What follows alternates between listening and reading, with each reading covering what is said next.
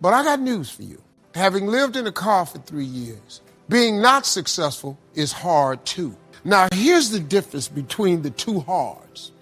Being not successful and hard, and trying to become successful and hard. When you are not successful and hard, there are no options. You can't decide where you're going to dinner. You can't decide if you're going to buy a pair of shoes. You can't decide if you're going on vacation. You can't decide what you're going to eat. Your don't have options. On the road to success, it's hard, but it creates options for you. It does. Look, see, people get hung up on the fact that I'm not a millionaire yet. But hold up, man. There's joy in the journey. See, on your way to becoming a millionaire, how about if you celebrate making $50,000 a year? Don't you remember when you didn't have that? If you will change, everything will change for you. You don't have to change what's outside. All you've got to change is what's inside. To have more, you simply have to become more. And then he said, don't wish it was easier, wish you were better. Don't wish for less problems, wish for more skills. Start working on yourself, making these personal changes. And he said it'll all change for you. So let's talk a little bit about personal development. That extraordinary adventure I undertook starting at age 25. And I've never ceased that adventure. I'm still going for it. In the 90s, I want to get better and better. I want my craft to get better, my business operations to get better, the things I do to get better. Because once I picked up this simple formula, I'm telling you, it's easy to figure out where the problem is if you go to work on it. Now, let's talk about personal development. And in helping kids understand personal development, I always start with money. Now, money's not the only place to start. Money certainly isn't the only value, but we've all got to start somewhere, and money's something you can count, right? Kids are interested in money, okay? A lot of things are a little tougher to measure, but economics is pretty easy, right? Because you can count. Okay, somebody says, how are you doing? You say, I don't know. Let's count. Now, this is not the only count. I understand that. There's a lot of other things to count. But to see if there may be some errors in your judgment and lack of disciplines in your life, we might as well start with money. Because it's so easy to count. So let's just start there and see whether or not maybe we have messed up. Okay. So here's how I explain it to kids. We get paid for bringing value to the marketplace. Key to understanding economics. We get paid for bringing value to the marketplace. Marketplace is also described as reality. Reality, the marketplace. Now, it takes time. It takes time to bring value to the marketplace, but we don't get paid for time. It's very important for kids to understand, as well as adults. We don't get paid for time. Mistakenly, the man says, well, I'm making about $20 for an hour. Not true. Not true. If that was true, you could just stay home, have them send your money. No, it's not true. You don't get paid for the hour. You get paid for the value you put in the time.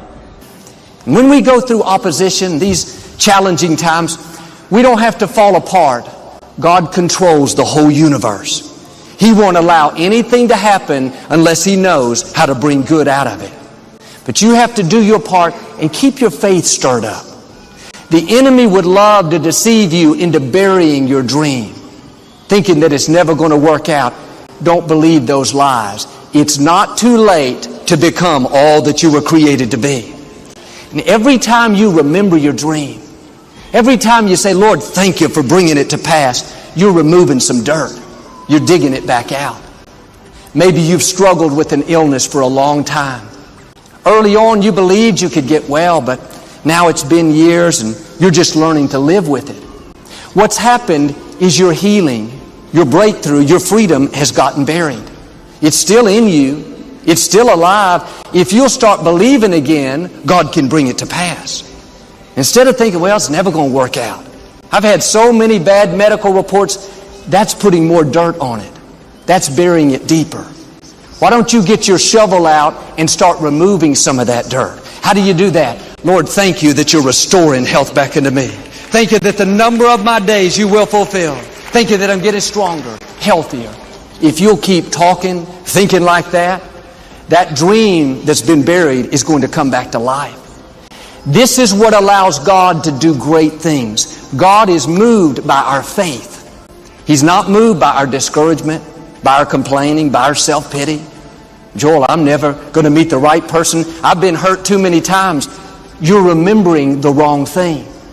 As long as you remember the hurt, you're going to get stuck. Turn it around. Start remembering your dream. Father, thank you that you have a divine connection coming my way. Somebody perfect for me, better than I ever imagined. Instead of, I'll never be in management. I'll never get the promotion. This company, they don't even like me. You're putting more dirt on your dream. You're burying it deeper. Get your shovel and start digging that dream out. Some of you have done this so long, you need a backhoe. You need some heavy equipment. That dream is way deep, but you can dig it out. You can bring it back to life.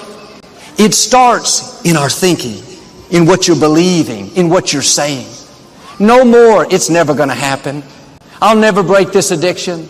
I'll never live in a nice house. I'll never finish college. No, I'm surrounded by God's favor. Blessings are chasing me down. Because I delight myself in the Lord, God, you promised you would give me the desires of my heart. Whatever God's put on the inside, no matter how long it's been, no matter how impossible it looks, I'm asking you to stir it up. You have to get in agreement with God. He's the giver of all dreams. He's the one that put the desires in you. You may need to get alone. In your quiet time, search your heart.